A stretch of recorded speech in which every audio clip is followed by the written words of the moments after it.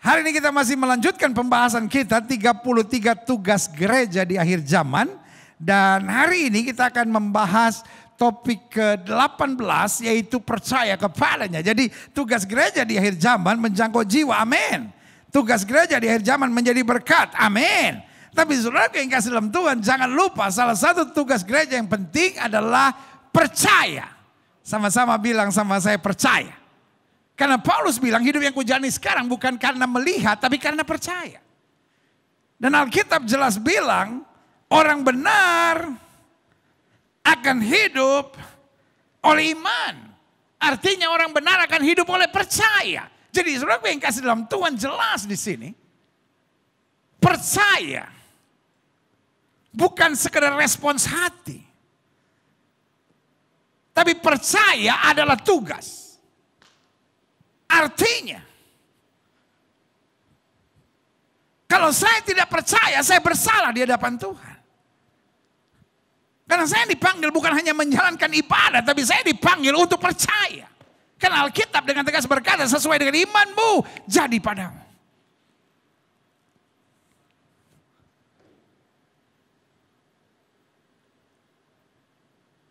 Dengan lain kata, meskipun saya menjalankan ibadah saya, tapi kalau saya nggak percaya, sia-sia segala sesuatunya. Jadi hanya ritual belaka. Sama-sama bilang sama saya, hidup saya. Ayo come on. Sama-sama bilang hidup saya ditentukan oleh iman saya. Yudas. Banyak orang kalau berantem di gereja, lu kayak Yudas lu. Yudas Iskariot maksud saya. Belajar dari the best teacher. Saya ulangi sekali lagi. Yudas belajar dari guru yang terbaik. Not 3 weeks. Not 3 months. 3.5 years. 3,5 tahun.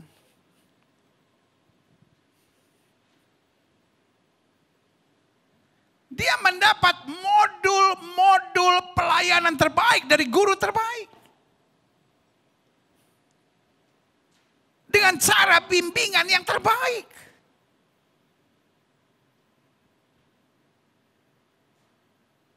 No one can do more than Jesus. Gak ada yang bisa buat lebih baik daripada Yesus. Setuju? Ayo, yang di rumah bilang yeah. Tapi saudaraku yang kasih dalam Tuhan, he fail.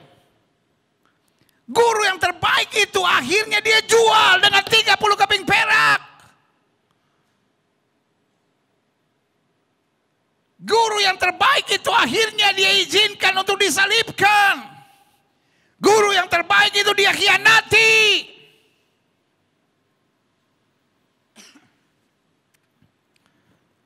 Saudara-saudara yang mungkin sedang kecewa karena saudara merasa mengajar yang terbaik. Saudara orang tua yang merasa mendidik yang terbaik. Tapi saudara bingung kenapa anak-anak saya begini. Apa salah saya? Betul kadang-kala ada salah kita yang kita harus koreksi.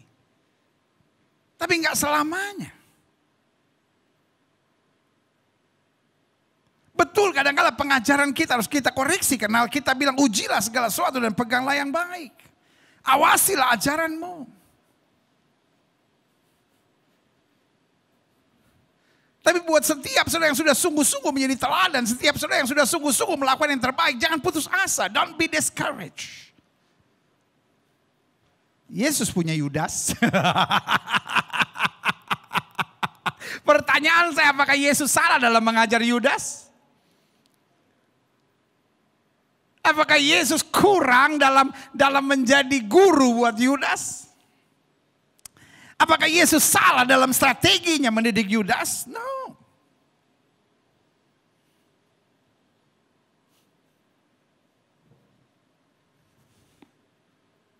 Kita harus mencari guru yang baik, yes. Kita harus mencari mentor yang baik, yes. Tapi kembali, kalau orangnya nggak mau berubah, kalau orangnya nggak mau hidup dengan iman, kalau orangnya masih mau hidup dengan logika, dengan perasaan, dengan kenikmatan, kesenangan, dan tidak pernah mau berubah, saudara yang kasih dalam Tuhan, nothing we can do. Makanya saya bilang, percaya bukan hanya respons hati, tapi percaya adalah tugas. Jiwa kita kadangkala mau menolak untuk beriman. Jiwa kita mau berjalan berdasarkan perasaan. Jiwa kita kadangkala mau berjalan berdasarkan logika. Tapi orang benar keluar dari perasaan, keluar dari logikanya. Dia menjadi ciptaan yang baru, yang lama sudah berlalu, yang baru sudah terbit. Dia hidup oleh percayanya. Yang setuju katakan amin. Yes. Klik. Sama-sama bilang sama saya. Tugas saya untuk tetap percaya. Ketika engkau dengar berita-berita negatif, tugas sudah tetap untuk percaya. Ketika engkau menghadapi badai yang menyakitkan, tugasmu tetap untuk percaya. Ketika enggak ada yang bisa dipercaya, tetap tugasmu untuk percaya bahwa janji Tuhan ya dan amin dalam hidup saudara. Yang setuju katakan amin. Yohanes 6 ayat 35 sampai 40. Kata Yesus kepada mereka, akulah roti hidup. Bangsa Israel mengerti roti hidup. Roti yang bukan mereka yang buat, tapi roti yang disediakan oleh sorga. Dan itu bicara tentang mana. Mereka bangun pagi.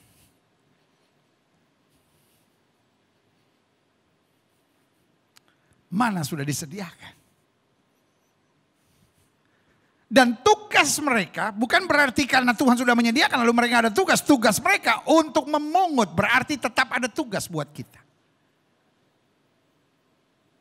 There is something that we should do. Jadi jangan bilang, oh iman saya nggak usah buat apa-apa. Pokoknya saya berserah. Itu namanya bodoh, saudara. Itu namanya malas, saudara. No. Mereka harus bangun pagi. Karena kalau siang, mana itu mencair. Jadi mereka harus berjuang, mereka harus berbuat sesuatu. Ada bagian yang merupakan bagian mereka. Dan Tuhan gak mau mereka malas, mereka gak bisa bangun hari Senin, lalu ambil sebanyak-banyaknya. Selasa, Rabu, Kamis menikmati yang dari kemarin. No, roti hidup artinya setiap hari, fresh. Makanya Alkitab bilang apa? Kasih setia Tuhan selalu baru tiap pagi. Tak pernah berkesudahan rahmatnya. Yes. Tetapi ada setelah Yom Shishi ada Yom Shabbat. Yom Shishi itu artinya hari Jumat. Nah hari Jumat mereka harus ambil lebih banyak. Kenapa? Karena Syabat mereka tidak boleh bekerja. Lihat ya. Jadi bukan hanya ada bagian mereka, tapi mereka pun harus ikuti aturan. Gak bisa mereka malas, gak bisa mereka kepala batu, gak bisa mereka punya konsep sendiri. Konsepnya, idenya semua Tuhan dan mereka hanya harus sama-sama bilang sama saya, taat. Kenapa kita nggak bisa lihat berkat, mujizat, kemenangan, kedahsyatan? Kenapa kita hidup tetap dalam ketakutan? Karena kita tidak mau taat. Kita sibuk dengan pemikiran kita sendiri, ide kita sendiri, manipulasi kita sendiri. Dan engkau terjebak oleh kuasa kegelapan untuk itu. Folks, I love you. Jemaat Tuhan yang dikasih Tuhan, saya mencintai saudara. Dan karena itu jelas hari ini firman Tuhan katakan kata Yesus kepada mereka, akulah roti hidup. Kita mungkin bingung apa artinya roti hidup. Tapi buat bangsa Israel sangat jelas. Roti hidup itu bicara mana? Yang turun setiap pagi. Tapi bukan berarti mereka gak buat apa-apa. Mereka tetap harus berbuat sesuatu. Mereka tetap harus rajin. Karena kalau terlambat makan. Atau terlambat ambil. Habis mananya. Dan kalau mereka simpan busuk. Tapi khusus Yom Shishi, khusus hari Jumat, kualitas yang Tuhan berikan berbeda. Karena bisa disimpan untuk masuk pada Yom Shabbat atau hari Sabat, saudara. Tapi masuk selanjutnya Yom Rishon, hari Minggu. Yom Shini'i, hari Senin. Yom Shlishi, hari Selasa. Yom Revi'i, hari Rabu. Ya kan? Yom Hamishi, hari Kamis. Kualitasnya kembali sama. Yom Shishi atau hari Jumat mulai berbeda lagi. Karena itu bisa disimpan. Jadi satu sisi harus ada perjuangan, harus ada kerajinan, harus ada kesungguhan, harus ada ketaatan. Kata Yesus kepada mereka, kalau roti hidup. Barang siapa datang kepadaku, ia tidak akan lapar lagi. Artinya kalau kamu mau, kamu betul-betul percaya, kamu betul-betul melakukan bagianmu dan kamu taat, kamu tidak akan lapar lagi. Dan barang siapa percaya kepadaku,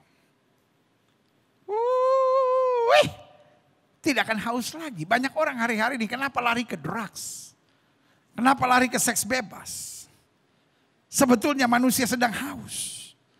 Haus akan kasih sayang, haus akan ketenangan, haus akan jalan keluar, haus akan sesuatu yang kosong dalam dirinya dan hanya bisa diselesaikan waktu kita hidup dalam percaya.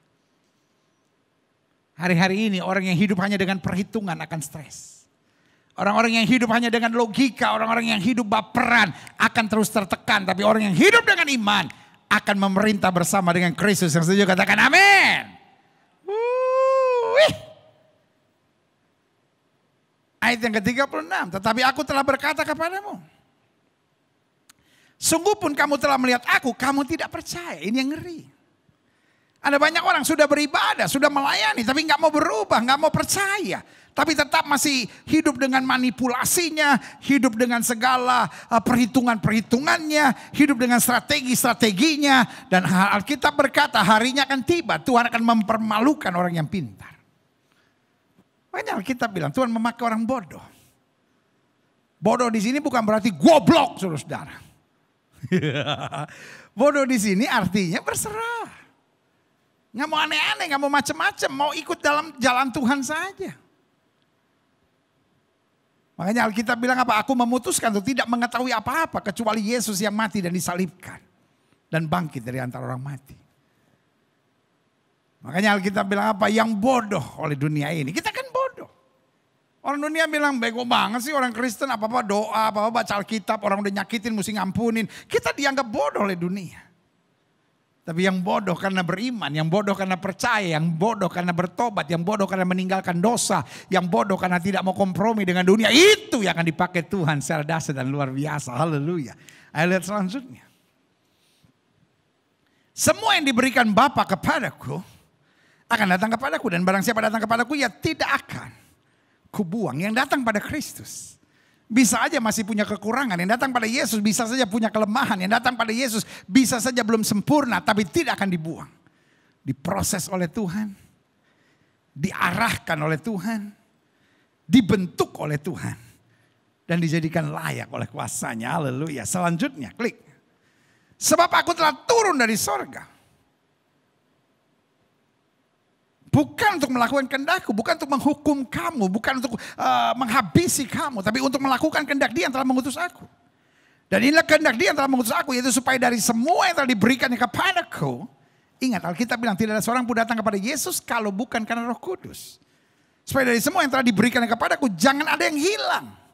Tapi supaya aku bangkitkan pada akhir zaman, jelas Alkitab bilang bukan kematian orang fasik yang dikendakinya, tetapi apa? Pertobatan. Makanya Alkitab bilang barang siapa yang ku kasih ya ku hajar dan ku tegur. Pertanyaannya, kita mau diproses oleh Tuhan kan? Ya kan? Karena harinya akan tiba. Tuhan akan memisahkan gelap dari terang. Tuhan akan memisahkan lalang dari gandum. Tuhan akan memisahkan kambing dari domba. Dan masa penampian itu, masa goncangan itu kata Alkitab harus mulai dari rumah Tuhan. Dan kapan itu terjadi? Saya khawatir. Semuanya itu sedang terjadi hari-hari ini. Makanya selalu saya percaya. Hari-hari ini is a very critical moment. Hari-hari ini adalah masa yang asik buat gereja Tuhan. Karena Tuhan sedang memurnikan gerejanya di akhir zaman. Karena kehendak Dia yang telah mengutus aku, yaitu supaya dari semua yang telah diberikannya kepadaku, yang masih lemah, masih penuh dengan kekurangan, masih penuh keterbatasan, masih penuh dengan kesalahan, jangan ada yang hilang. Dia diproses terus supaya ku bangkitkan pada apa? Akhir zaman. Makanya hari-hari ini gereja Tuhan sedang mengalami masa pemurnian. Kalau hari-hari ini sudah berkata, aduh pendeta jadi orang Kristen berat hari-hari ini. Saya hanya mau bilang, sobat, you are on the right track.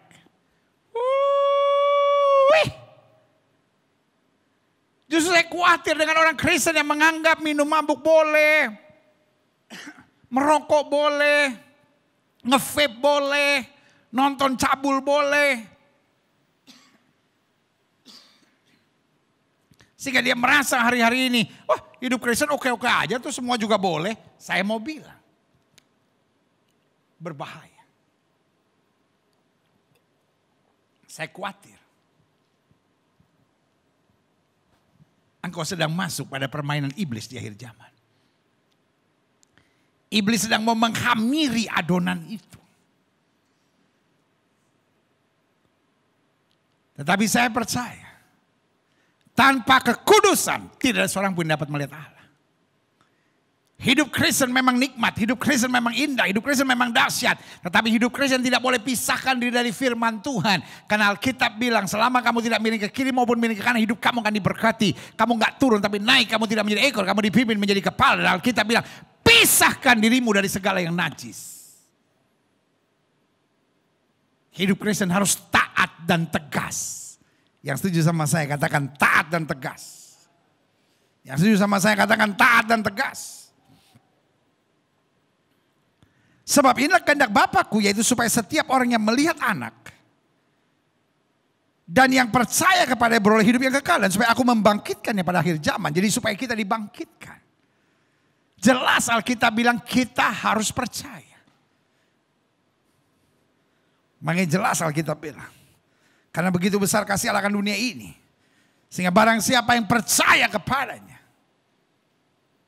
tidak binasa. Sebagian berkata, yang penting kan saya percaya Yesus. Mau saya mabuk kok, mau saya judi kek, mau saya berzina kek. Yang penting saya percaya Yesus. Jadi orang Kristen semua masuk surga. No. Hello, tidak semua orang Kristen masuk surga. Tapi setiap orang yang percaya kepadanya. Lalu mungkin saudara berkata, loh saya percaya pada Yesus. Cuman saya belum bisa pisahkan diri dari drugs, saya belum bisa pisahkan diri dari onani, masturbasi, saya belum bisa pisahkan diri dari seks bebas, saya belum bisa pisahkan diri dari pergaulan lesbian, homoseks. Hari ini saya cuma mau bilang itu artinya kau tidak percaya. Artinya kau hanya jalan berdasarkan naluri kedaginganmu yang dikuasai oleh setan dan kau tidak mau percaya dan melepaskan diri untuk berpaling pada Allah yang hidup. Jelas sampai di sini? Karena barang siapa percaya dan berkata iya pada Kristus, pada saat yang bersamaan dia harus berkata tidak kepada dunia ini. Mungkin saudara menatap saya dan berkata bagaimana bisa begitu? Karena yang kau percaya hanyalah pada dagingmu. Yesus sudah bilang, kamu tidak bisa mengabdi kepada dua Tuhan. Bagaimana pada saat yang bersamaan engkau percaya pada Yesus yang mengarahkan pada kekudusan. Lalu pada saat yang bersamaan engkau percaya pada kenikmatan daging dunia ini yang menurutmu dapat membuat engkau bahagia. Ada banyak orang kan bilang begitu, ya tapi kan kita nggak bisa cuma berdoa saja ya kan. Tapi ada kalanya ya ini yang mengarahkan kita pada kenikmatan. Bodoh, setan telah merasuk pikiranmu. Dalam nama Yesus. Jangan mau tertipu. Percaya berarti fokus. Saya nggak bisa percaya bahwa Indonesia sudah merdeka. Lalu pada saat yang bersamaan saya juga percaya bahwa Indonesia ini terpecah-pecah. Enggak bisa saudara. Kalau saya percaya Indonesia merdeka, berarti saya harus mendoakan pemerintah. Kalau saya percaya Indonesia merdeka, berarti saya harus membuang semangat kebencian di bangsa ini. Bagaimana saya bisa bilang saya percaya Indonesia merdeka, lalu saya menebarkan kebencian. Lalu saya menebarkan kepahitan kepada pemerintah. Lalu saya mengorganisasikan perpecahan-perpecahan. Lalu adu domba satu sama lainnya. Saudaraku yang kasih dalam Tuhan. Kita perlu seriously berdoa buat bangsa ini. Karena saya merasa betul. Ada kekuatan-kekuatan yang tidak suka Indonesia kuat. Indonesia mau diadu domba. Saya hanya mau bilang pada seluruh elemen di bangsa ini, jangan bodoh. Mungkin agama kita berbeda. Mungkin suku kita berbeda. Tapi dari awalnya kita berkata berbangsa satu, bertanah air satu. Indonesia. Berbahasa satu, berbangsa, berbahasa, bertanah air satu, Indonesia. Gak ada beragama satu. Artinya apa? Kalau kita percaya bahwa Indonesia merdeka, kita harus mengisi kemerdekaan itu. Dengan langkah-langkah yang bertanggung jawab. Saya bangga siapapun yang telah memberi tagline HUT Republik Indonesia ke-76. Indonesia tangguh, Indonesia tumbuh. Wah, saya percaya itu kalimat profetik, saudara. Melalui ancaman ekonomi, melalui ancaman disintegrasi bangsa, Indonesia tangguh. Dan Indonesia tetap tumbuh. Karena akar Indonesia ada pada Bhinneka Tunggal Ika. Akar Indonesia pada Pancasila yang dimulai dengan apa? Ketuhanan yang Maha Esa. Wih. Jelas. Alkitab bilang, sebab inilah kehendak Bapakku ya setiap orang yang melihat anak dan yang percaya kepada beroleh hidup yang kekal. Jadi kalau kita bilang saya percaya kepada Tuhan. Pada saat yang bersamaan saya harus berkata tidak pada dunia dan segala kesenangannya. Supaya aku membangkitkannya pada akhir zaman. Jelas Alkitab bilang kamu tidak bisa mengabdi kepada dua Tuhan. Hari-hari ini. Setan begitu licik mainkan roh yang bernama roh manipulasi. Saya ulangi sekali lagi, dengar. Di akhir zaman ini setan begitu licik. Memainkan roh yang bernama manipulasi. Sehingga orang merasa nggak apa-apa kita tetap berdoa tapi kita tetap nge-vape. Kita berdoa tapi kita tetap berzina. Nggak apa-apa kita berdoa tapi kita tetap nonton film-film cabul. Saudaraku yang kasih dalam Tuhan, ini manipulasi iblis. Supaya kita merasa nyaman. Toh yang penting saya beragama. Saudaraku. Alkitab bilang yang satu kamu lakukan, yang lain jangan kamu abaikan. Beriman dan hidup kudus harus berjalan paralel. Beriman dan taat pada firman Tuhan harus berjalan paralel. Beriman dan meninggalkan dosa harus berjalan paralel. Karena itulah kehendak Tuhan. Klik. Selanjutnya. Saya catat di sini jelas. Kehendak Allah bagi setiap kita sangatlah jelas. Agar kita percaya. Sama-sama bilang saya harus percaya. Karena pada dasarnya kenapa dia minta kita percaya? Karena dia adalah roti hidup. Artinya dia menyediakan segalanya buat kita. Dan roti hidup di sini saya catat sebagai gambaran jaminan, solusi serta kepastian. Apa arti jaminan? Dia menjamin bahwa kamu gak usah takut. Every morning, just wake up with smile. Just wake up with thanksgiving. Hanya bangun dengan tersenyum, bangun dengan bersyukur. Karena kamu keluar, Tuhan sudah menyediakan segalanya. Sama-sama bilang sama saya, hidup saya terjamin. Alkitab bilang satu utas rambutmu pun tidak akan jatuh ke tanah tanpa izin Tuhan. Alkitab bilang singa dan ular tedung akan kau langkahi dan kau akan menginjak anak singa dan ular naga. Alkitab bilang jangan kamu khawatir tentang hari esok karena hari esok mempunyai kesusahannya sendiri. Tapi selama kamu mencari kerajaan Allah serta kebenarannya semuanya akan ditambahkan kepadamu. Jadi itu jaminan. Tapi yang kedua roti hidup juga menggambarkan solusi. Mereka tinggal taat, mereka tinggal setia, solusinya selalu tersedia. Hidup Kristen bukan gak ada masalah, tapi hidup Kristen tidak ada stres. Kenapa tidak ada stres? Mungkin saudara menatap saya dan mengatakan, pendeta ini seperti mau deny bahwa ada orang stres. Saudara yang kasih dalam Tuhan, kenapa kita harus stres? Sorry untuk bilang ini.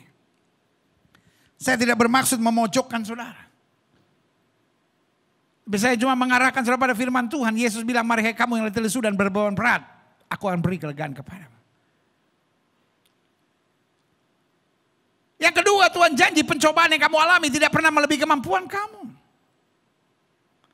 Dan yang ketiga, Tuhan ingatkan kesusahan sehari cukup untuk sehari. Coba saudara lihat. Apa yang orang stres buat? Dia pikir kadangkala dia bisa dengan strateginya. Coba perhatiin.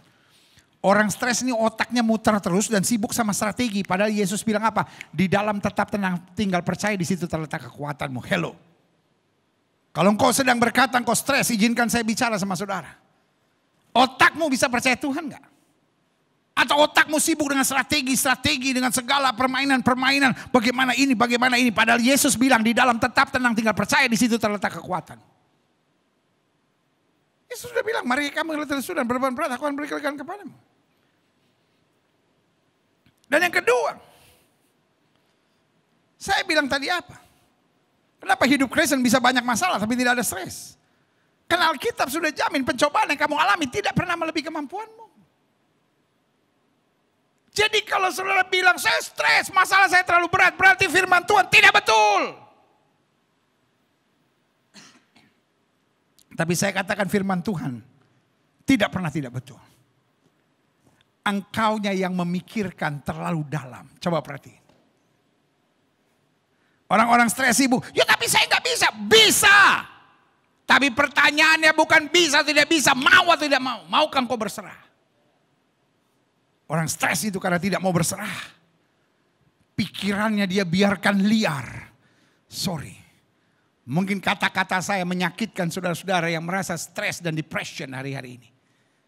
But no other choice. The truth is the truth. Saya tidak akan berbicara apapun except the truth. Saya tidak bicara apapun kecuali itu kebenarannya, dan kebenarannya adalah Tuhan tidak pernah berikan pencobaan lebih daripada kemampuan anak-anaknya. Tapi kau yang berpikir terlalu liar, stop pikiran liar saudara. Alkitab bilang apa yang benar, apa yang mulia, apa yang sedap didengar, pikirkan semuanya itu. Dan yang ketiga, kenapa orang stres? Karena dia gak percaya. Alkitab bilang kesusahan sehari cukuplah untuk sehari. Kita kesusahan 22 tahun kita pikirin semua. 2 tahun ke belakang, 20 tahun ke depan. Aduh nanti gimana kalau begini? Iya pantas.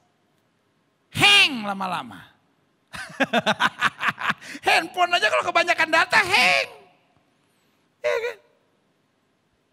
Kenapa ada banyak orang Kristen, bahkan hamba Tuhan, ada orang yang bilang sama saya, oh ini anaknya pendeta loh, dia stres. Oh ini pendetanya loh, ini istri pendeta loh, ini udah pelayanan sekian tahun loh, dia stres. Jawaban saya cuma sederhana, lu hang. Kenapa? Saya mau dibilang orang yang tidak bersimpati, tidak berempati, silahkan. But I love you. Satu kali Joshua stres. Karena dia terpukul kalah waktu menyerang Ai. Dia baru bahagia karena menang lawan Jericho. Tiba-tiba dia terpukul kalah dengan Ai. Dia stres, dia duduk di debu. Dia berteriak, Tuhan apa yang kau akan buat? Kau memulihkan namamu yang besar. Kelihatannya kali ini Tuhan tidak berempati. Dia tidak usap-usap kepala Joshua sambil bilang, kamu kalah ya, kesiannya, aku ngerti kok. Gitu. No, Tuhan bilang, bangun. Kenapa kau sujud demikian? Folks, tidak ada orang stres bisa diselesaikan masalahnya hanya karena diikuti kemauannya. Sorry, I love you. Tapi saya harus bilang, orang stres gak bisa memimpin. Orang stres harus diatur, orang stres harus dibina, orang stres harus diarahkan, dan orang stres harus diam dan menerima masukan yang baik. Kalau orang stres masih mau ngatur segala sesuatunya, ujung-ujungnya engkau makin tersesat dan menderita. Karena Yesus adalah Tuhan, dia memberi jaminan. Dia memberi solusi. Dan ini yang menarik. Dia memberikan kepastian. Bangsa Israel tidak perlu mikir besok mau makan apa. Mereka terjamin, mereka dapat solusi dan mereka punya kepastian. Mereka gak usah mikir lagi, aduh nanti gimana ya kalau mananya begini. Nah, selama kita taat kita aman. Yang setuju sama saya katakan, selama saya taat saya aman. Come on. Ayo sama-sama bilang sama saya, selama saya taat saya aman. Amin. Tapi kalau engkau curang, engkau memanipulasi, engkau menghalalkan segala cara, ya kau gak bisa aman. Karena sekali lagi, jaminan, solusi, dan kepastiannya. Kalau mereka ikuti aturan-aturannya tuh Tuhan. Makanya sebelum Yesus bilang kamu percaya, Yesus bilang akulah roti hidup. Aku menjamin, aku memberi solusi, aku memberi kepastian bagimu. Selanjutnya, klik. Mengapa kehendak Allah agar kita percaya? Saudara, di masa pandemi ini yang jadi stres. Saudara yang di masa pandemi ini mengalami goncangan. Karena saudara kehilangan pekerjaan. Saya ngerti bebanmu berat. Tapi Yesus tetap Tuhan. Orang dunia aja bisa bilang Gusti ora sare.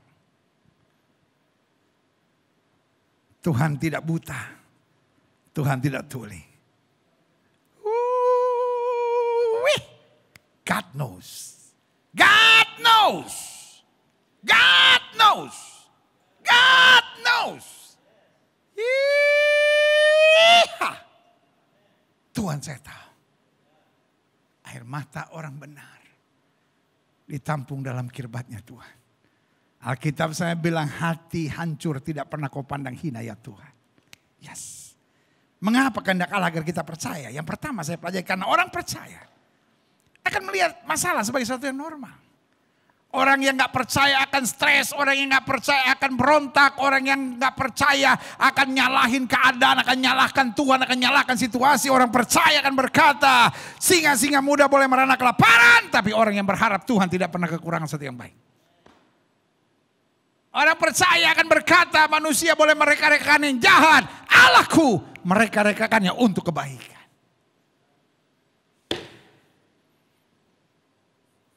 Jadi kalau hari ini, setelah melihat masalah sebagai sesuatu yang mencekam, setelah lihat masalah sebagai sesuatu yang menakutkan, setelah melihat masalah sebagai sesuatu yang akan membunuh dan menghancurkan saudara, saya mau beritahu. Bukan masalahnya yang menakutkan, imanmu yang terlalu kecil. Karena orang percaya akan melihat masalah sebagai sesuatu yang normal. Daud kau lihat bukan sebagai raksasa yang menakutkan. Dia bilang kau boleh mendatangi aku dengan pedang, tombak dan lembing. Tapi aku datangi kau dengan nama Tuhan semesta alam. Yes.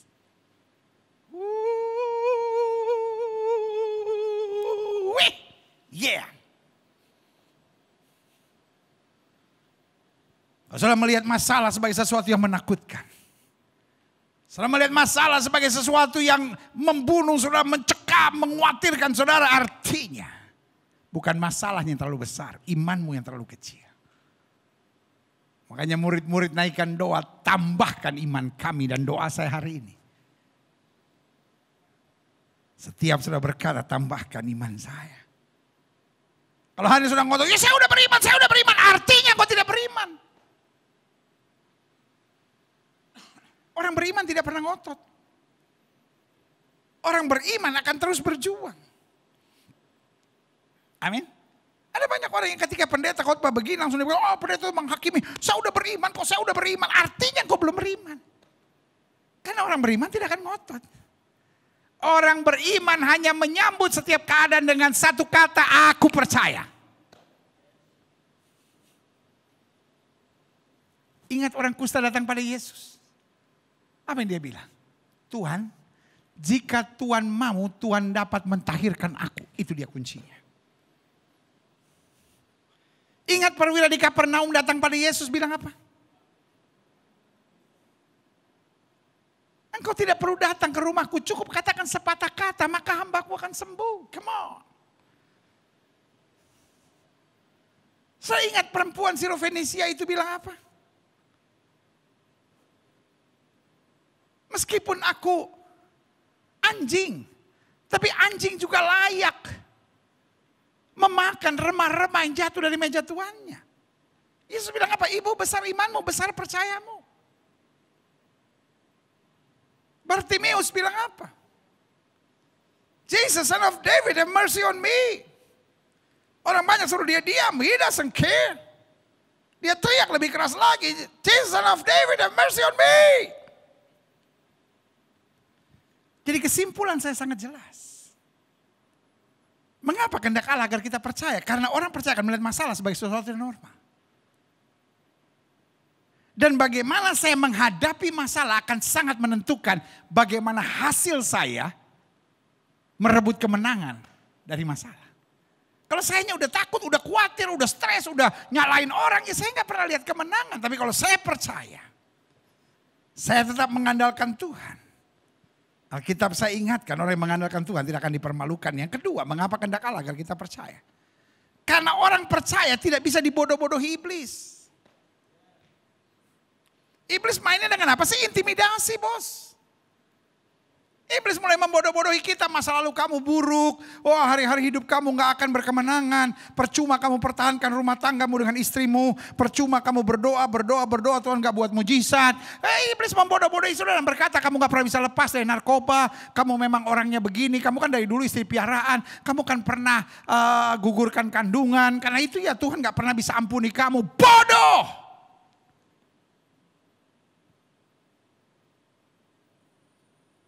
Adik-adik muda, jangan mau tertipu iblis. Bapak-bapak, ibu-ibu, para pelayan-pelayan Tuhan yang saya kasihi dalam kasih Kristus. Iblis mau membodoh-bodohi kita. Bahwa kita gak layak, masa lalu kita parah, dosa kita gak bisa diampuni, hidup kita gak berarti, kamu tidak mampu. Tetapi ini yang saya mau bilang. Tuhan jamin buat kita bahwa bersama dengan Allah akan kita lakukan perbuatan-perbuatan yang gagah perkasa. Haleluya. Yeah. Yang ketiga, mengapa kehendak Allah agar kita percaya? Yang pertama, orang percaya akan melihat masalah sebagai sesuatu yang normal. Yang kedua, orang percaya tidak bisa dibodoh-bodohi iblis, tidak bisa dipermainkan oleh iblis, tidak bisa diintimidasi oleh kuasa kegelapan. Yang ketiga, orang percaya akan selalu meyakini semua yang Tuhan sudah janjikan merupakan bagian dalam kehidupannya. Every promises of God are mine. Yang setuju sama saya, katakan bersama saya, semua janji Tuhan adalah bagian kehidupan saya. Ayo sama-sama bilang, semua yang Tuhan janjikan, semua janji Tuhan adalah bagian kehidupan saya. Kalau Tuhan janji satu orang bertobat, seluruh rumah tangga diselamatkan, maka itu bagianmu. Kalau Alkitab bilang minta maka kepadamu akan diberi, itu adalah bagianmu. Kalau Alkitab saya bilang oleh bilur Yesus kamu yang percaya akan disembuhkan, itu adalah bagianmu.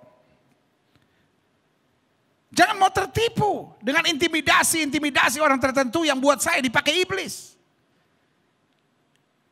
Yang selalu akan menekan kepada saudara, apa itu percaya kesembuhan, itu Injil murahan itu. Apa itu percaya Yesus doa dijawab, Injil murahan itu. Apa itu percaya bahwa hidup Kristen dekat Tuhan diberkati, oh itu Injil kemakmuran itu, bodoh. Saya tidak percaya Injil kemakmuran. Karena Injil-Injil lain kecuali Injil kerajaan adalah kebodohan, saudara. Itu menyesatkan. Tapi apa saja yang firman Tuhan janjikan itu yang saya pegang. Saya terlalu percaya cover to cover is the word of God. Bos, jangan nipu orang dengan kalimatmu, bos. Kalau engkau percaya cover to cover is the word of God. Remember, di dalamnya ada perpuluhan. Di dalamnya ada tentang bahasa roh. Di dalamnya ada tentang hidup suci. Di dalamnya ada tentang baptisan. Di dalamnya ada tentang urapan Roh Kudus. Di dalamnya ada tentang karunia-karunia Allah. Kenapa kau tidak percaya? Di dalamnya ada janji berkat Tuhan. Kenapa kau tidak percaya? Kadangkala cuma teorimu bagus. Engkau hanya berkata cover to cover is the word of God. Tapi engkau mulai tidak percaya bahasa roh. Engkau mulai tidak percaya karunia-karunia roh. What is that? Tiba-tiba engkau bilang, ya tapi bahasa roh udah bukan untuk sekarang. Di mana ayatnya? Ya karena ketika yang sempurna berlalu, yang lain akan lenyap. Kapan itu bos? Yang sempurna sekarang belum datang. Yang sempurna itu datang ketika kemah yang kita punya ini dibongkar. Artinya waktu dia datang kembali untuk menjemput kita. Sekarang kita masih butuh bahasa roh. Sekarang kita masih butuh karunia-karunia Allah. Sekarang kita masih butuh urapan Roh Kudus. Kenapa? Karena pada dasarnya kita lemah.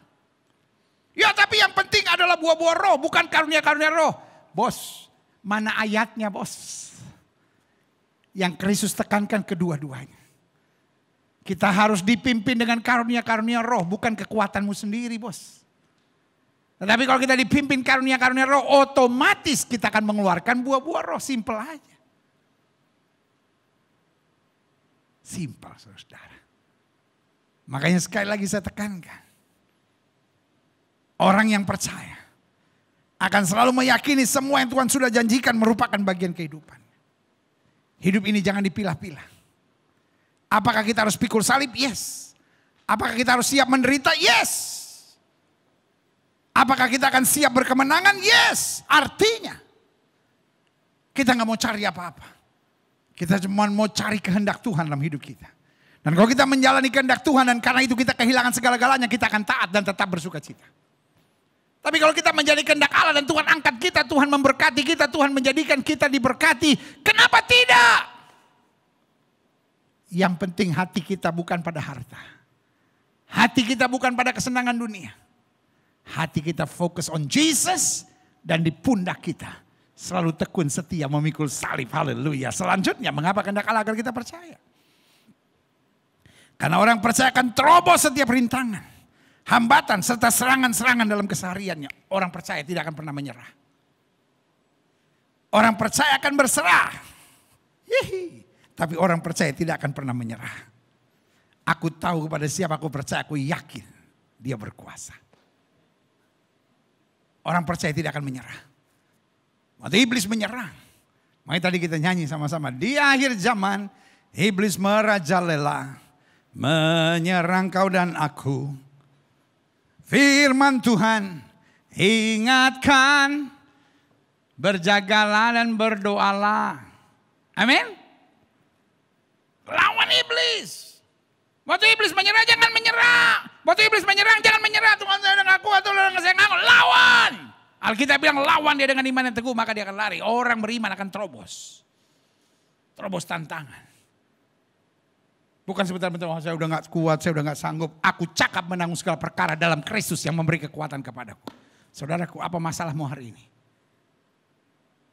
Kalaupun kau harus menangis, katakan dalam hatimu.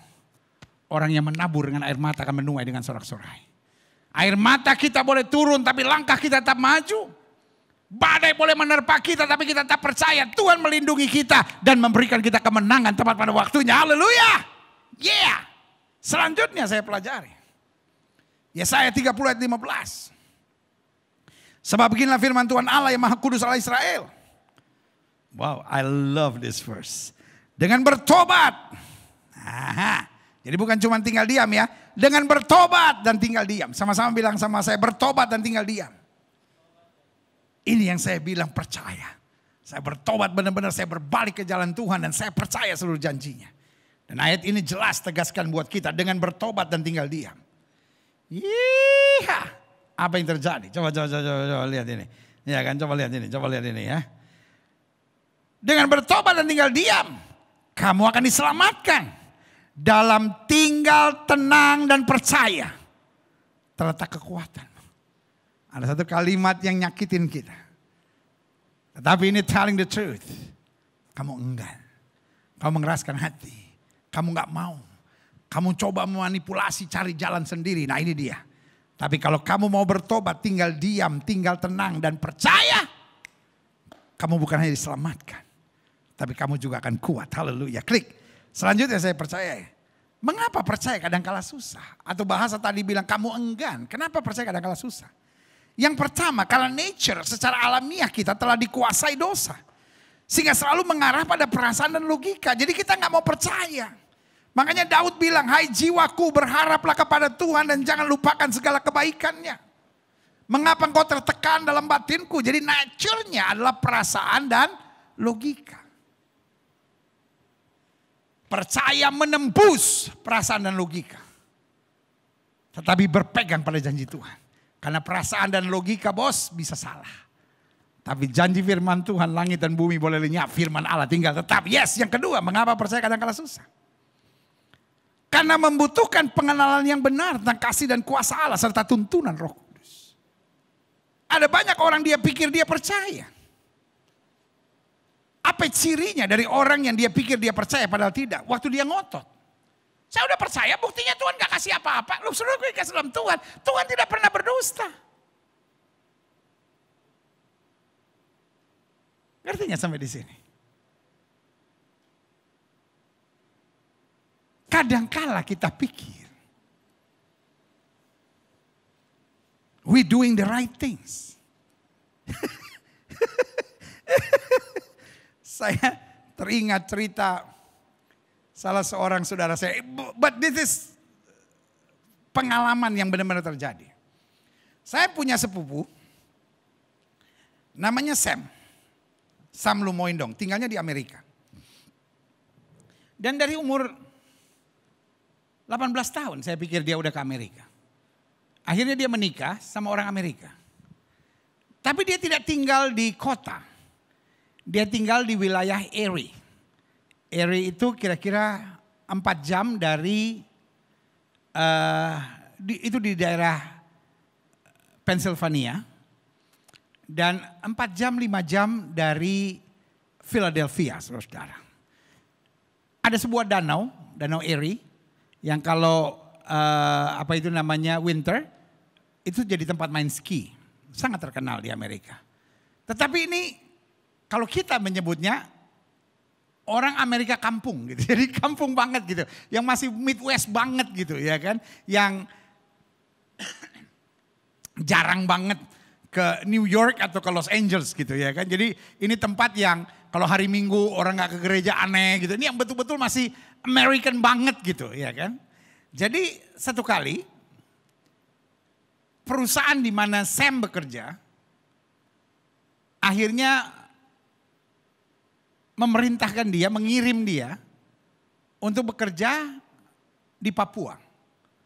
Karena perusahaan di mana dia bekerja akhirnya dapat kontrak dari Freeport. Ini cerita tahun back 80 something gitu, 80 sekian. Johnny, seorang gadis desa di Amerika yang ke Philadelphia aja jarang, saudara. Ya kan, jadi selalu tinggalnya di situ. Sekarang tiba-tiba terbang ke Jakarta, langsung ke Papua. Wah, lalu dia minta tolong ajarin bahasa Indonesia. Karena yang bantu-bantu di rumahnya adalah orang Indonesia, orang Papua. Dan dia mulai bisa ngerti selamat pagi, selamat siang, selamat malam. Dia udah mulai ngerti. Dia udah mulai ngerti pakai kata tolong. Tolong ambil itu. Nah gitu. Jadi masih bingung sekali Johnny ini. Ya kan. Sam istrinya namanya Johnny. Lalu satu kali dia begitu panik. Sam sepupu saya sedang ada di kantor. Tiba-tiba dia telepon. Dia bilang, Sam, something strange just happened. Suatu yang aneh terjadi. Saya minta tolong orang rumah untuk open the window. Tapi dia lari. Wah, Sam yang ngerti bahwa Johnny bahasa Indonesianya masih patah-patah dan salah-salah. Tiba-tiba dia tanya, what did you say? Yeah, I say in Indonesia. Saya ngomong dalam bahasa Indonesia. Tolong buka jendela. I know. But how did you say in Indonesia language? Yeah, I say. Tolong kamu buka celana. Lalu dia lari. Sampai tertawa. Dia bilang, hello. Lucky dia tidak kerjakan apa yang kamu suruh. What? Kenapa? Karena artinya please open your pants. Wah, Johnny langsung berteriak. Wah. Dan ini cerita betul, saudara. Cerita betul. Saya diceritain, kita ketawa gila-gila, saudara. Nah, ini yang saya mau bilang. Johnny pikir dia berbicara bahasa Indonesia. Tetapi ternyata keliru. Keliru, saudara.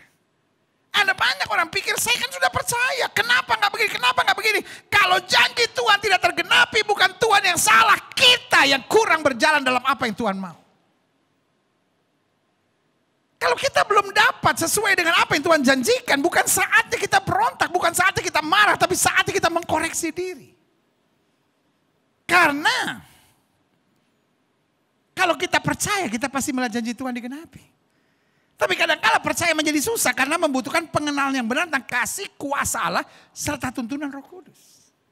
Kalau kita percaya tapi kerjaannya masih menghakimi orang, menyerang orang, itu kan artinya kita belum dipimpin oleh Roh Kudus. Karena kalau Roh Kudus memimpin kita, maka Roh Kudus memimpin kita pada damai, sukacita, dan berkat yang berkelimpahan. Yang setuju katakan amin. Yang ketiga, mengapa percaya kadang-kala susah?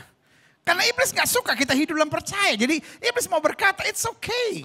Kamu ke gereja, it's okay. Kamu terlibat pelayanan sejauh kamu gak sungguh-sungguh hidup dalam iman. Jadi iblis selalu kasih tawaran-tawaran. Supaya intinya kita apa? Kecewa. Dan orang yang kecewa dalam ladang Tuhan adalah orang yang sadis. Kerjaannya nyerang orang. Kerjaannya berbeda dengan aturan firman. Tapi kalau kita hidup dalam iman, kita hidup dalam percaya, kita membawa damai, kita menghadirkan kasih, kita selalu memberikan dorongan kekuatan dan menghadirkan kesatuan tubuh Kristus. Yang setuju katakan amin. Yang keempat, mengapa percaya kadang-kadang susah? Karena kita sibuk buat skenario sendiri-sendiri. Kita seperti sutradaranya. Ya harusnya gini dong, ini gimana kalau gini, aduh gimana kalau gini. Saudara yang kasih dalam Tuhan, percaya berarti ikuti apa yang Tuhan mau. Ingat pelajaran yang paling berharga dari seorang yang bernama Maria. Wow. Woman of faith. Tuhan bilang sama dia lewat malaikat Tuhan, kamu akan mengandung dan melahirkan anak. Skenarionya langsung jalan. Bagaimana mungkin sebab aku belum bersuami. Ingat waktu itu dia masih usia 14 sampai 16 tahun. Waduh. Ini sesuatu yang mempermalukan, ini sesuatu yang akan diejek, dihina, dibully, saudara. Zaman sekarang aja dianggap aib, apalagi zaman itu. Kalau dia mau bilang, oh ini Roh Kudus, siapa yang mau percaya? Nggak mungkin. Tapi saudara yang kasih dalam Tuhan, dengar baik. Apa yang dia katakan? Jadilah padaku seperti yang kau katakan, sebab sesungguhnya aku ini hamba Tuhan. Itu percaya. I don't care about the rest. I don't care about my wild mind. Saya gak mau tahu dengan liarnya pikiran saya. Tapi pokoknya janji Tuhan itu saya pegang. Aturan Tuhan itu saya jalani. Segala yang Tuhan perintahkan, saya taati dengan sungguh-sungguh. Yang setuju katakan amin. Yes. Selanjutnya, apa yang harus kita selalu percaya? Dan hari ini, di hari Minggu yang penuh berkat, penuh mujizat, di mana kita sebentar lagi sebagai bangsa akan merayakan HUT kemerdekaan Republik Indonesia ke-76. Thank God for Indonesia. And I know Indonesia blessed by God. Ada upaya asing yang mau coba ngacaukan, yang mau coba adu domba. Politik divide et impera mau dilancarkan lagi di bangsa ini. Tetapi Tuhan memberkati Indonesia. Indonesia tangguh. Indonesia tumbuh. Kita akan tetap berdoa buat Indonesia. Dan saya pegang firman Tuhan, umat yang atas namaku disebut merendahkan diri, berdoa mencari wajahku, aku akan memulihkan keadaannya. Dan saya percaya Indonesia pasti pulih. Indonesia pasti bangkit. Indonesia pasti jaya. Haleluya. Apa yang harus kita selalu percaya? Yang pertama, hidup adalah Kristus, mati adalah keuntungan. Artinya apa? For us. For us. Buat kita, buat anak-anak Kristus. Hidup ini nothing to lose. Kenapa? Karena Paulus bilang kita ada pada dua keinginan di satu sisi. Aku ada dua keinginan, di satu sisi aku ingin hidup. Nah kalau aku hidup berarti aku berbuah buat Kristus. Tapi aku juga ingin mati, karena ketika aku mati aku bersama dia dalam kemuliaan. Jadi artinya hidup Kristen nothing to lose. Makanya Alkitab bilang orang yang rela kehilangan nyawanya justru akan mendapatkan nyawanya. Hidup Kristen simple. Apapun diambil dari kita, kita cuma bilang Tuhan yang memberi, Tuhan yang mengambil, terpujilah nama Tuhan. Hidup bukan soal jadi kaya bos. Tapi hidup yang penting taat dan setia. Simple aja. Selama kita hidup, kalau Tuhan berkati kita dengan kekayaan akan kita pakai untuk pekerjaan Tuhan. Kalau Tuhan berkati kita dengan pangkat dan kedudukan, kita tahu itu titipan dari Tuhan. Kita gak mau mempermalukan Tuhan. Kita mau pakai itu untuk perluasan kerajaan Allah di muka bumi. Kalau orang Kristen semua miskin, semua orang Kristen menderita, semua orang Kristen sengsara. Terus siapa yang mau berbuat? Haruskah kita mengemis kepada orang yang tidak percaya? Saya percaya di akhir zaman. Tuhan akan berkati dokter-dokter, Tuhan akan berkati pengusaha-pengusaha, Tuhan akan berkati jenderal-jenderal Kristen, politisi-politisi, anak-anak Tuhan untuk hidup dalam berkat Tuhan. Sehingga dapat dia pakai untuk membangun negara, dia bisa pakai untuk menolong orang, dia bisa pakai untuk meluaskan kerajaan Allah, dia pakai untuk melakukan hal-hal yang baik di bangsa ini. Remember, apa yang harus selalu kita percaya, hidup adalah Kristus. Dan mati buat kita bukan tanda bahwa Tuhan tidak buat mujizat. Saudara yang hari-hari ini sedang terpukul dan berkata, saya berdoa kenapa mama meninggal? Saya berdoa kenapa papa meninggal? Saya berdoa kenapa anak yang saya sayang meninggal? Jawaban saya sederhana, apapun alasan meninggalnya. Buat anak-anak Tuhan, meninggal bukan karena serangan jantung, meninggal bukan karena kecelakaan, meninggal bukan karena COVID. Tapi anak-anak Tuhan meninggal, 1, rumahnya sudah jadi. 2, tugasnya sudah selesai. 3, penderitaannya sudah berakhir. 4, mahkotanya sudah tersedia. Dia dipanggil Tuhan pulang kembali ke rumah bapaknya di sorga. Haleluya. Makanya Alkitab saya bilang, berbahagialah orang yang mati dan matinya di dalam Tuhan. Saya tahu hatimu pedih karena kematian ini. Tapi hari ini saya mau bilang, bangkit. Di sini memang ada air mata kesedihan karena perpisahan. Tapi di sana ada pesta penyambutan. Ia bersama Yesus dalam kemuliaan. Yang setuju katakan amin. Karena itu anak-anak Tuhan, Yesus harus percaya. Apa yang dia harus percaya? Hidup adalah Kristus. Mati adalah keuntungan. Yang kedua, apa yang harus kita selalu percaya? Peperangan rohani adalah bagian yang tak terpisahkan dalam iman Kristen. Karena Alkitab bilang, peperangan kita bukan melawan darah dan daging. Waktu iblis lihat kita diberkati. Waktu iblis lihat kita makin dekat dengan Tuhan. Waktu iblis lihat bahwa kita mulai meninggalkan dosa. Waktu iblis lihat kita mulai semakin hari semakin tertarik dengan hal-hal rohani. Iblis mulai menyerang kita dengan kekecewaan, dengan hal-hal duniawi. Tujuannya untuk memisahkan kita dari kasih Kristus. Tapi Paulus bilang, tidak ada yang dapat memisahkan kasih Kristus. Biarlah setiap kita harus percaya. Ada peperangan rohani. Iblis mau membuat hati kita penuh dengan kepahitan. Iblis mau taruh kebencian pada kita. Sehingga kita ketemu alasan, yo saya benci mertua saya karena begini, saya benci menantu saya karena begini, saya sakit hati karena sama istri saya karena begini, saya sakit hati sama ipar saya karena begini, saya sakit hati sama suami saya karena begini, saya sakit hati sama ini karena begini, saya sakit hati dengan hamba Tuhan karena begini. Tapi hari ini saya mau bilang itulah cara kerja iblis, itulah peperangan rohani. Supaya hatimu penuh kecewa, kepahitan dan ketertekanan. Tapi mulai hari ini pegang firman Tuhan betul. Ini adalah peperangan rohani. Saya tetap jaga pikiran saya tetap jaga hati saya tetap jaga hidup saya.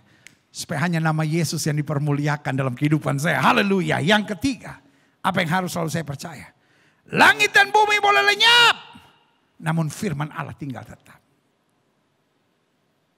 Berarti yang saya lihat bisa berubah.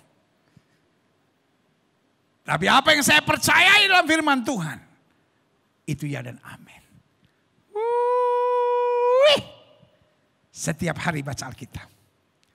Setiap hari perkatakan firman. Setiap hari imani bahwa firman Tuhan itu adalah pelita bagi kakiku dan terang bagi jalanku. Saya paling khawatir sama orang yang mengaku diri anak Tuhan. tapi nggak suka baca Alkitab.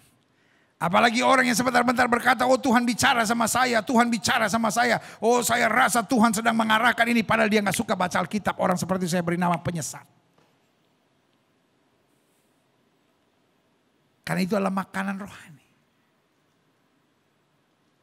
Mari kita bergaul dengan firman, mari kita perkatakan firman, mari kita isi pikiran kita. Bukan hanya dengan berita-berita dunia, boleh dengar-dengar berita dunia tentang COVID, tentang vaksin, tentang apa saja politik dan lain-lain boleh. Tapi kalau sudah nggak banyak baca Alkitab, terkontaminasi semuanya.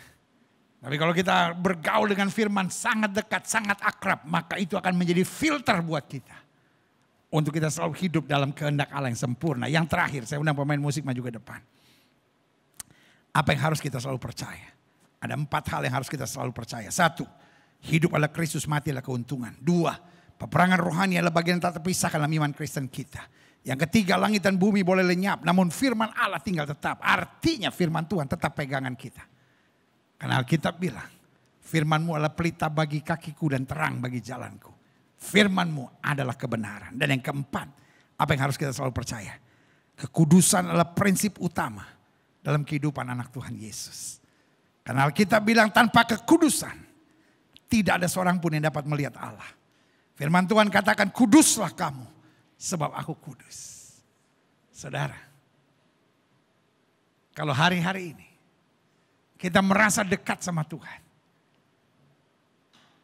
tetapi kita sepertinya merasa jauh dari segala berkatnya, dari segala janjinya. Sorry untuk bilang ini. Coba periksa hidup kita.